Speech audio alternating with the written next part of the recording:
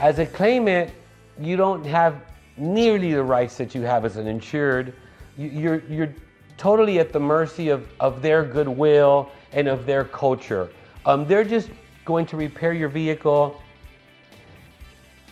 to the minimal way possible that you may not notice, that you feel is sufficient, and they're going to push the buttons that frustrate you and delay the repair, and you end up accepting less quality than you may, or less operations than you should, just for the sake of getting your car back. They're not friendly with the rental. They don't provide you a rental. They pay you rental reimbursement.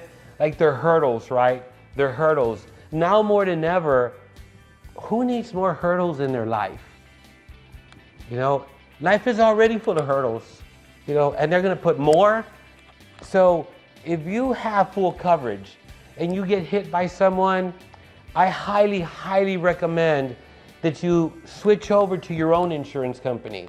And when you invoke the appraisal clause at our shop, we're able to not worry about your deductible. We'll collect it from your insurance company, because they're gonna ultimately subrogate the at-fault insurance company, and they have to make them whole.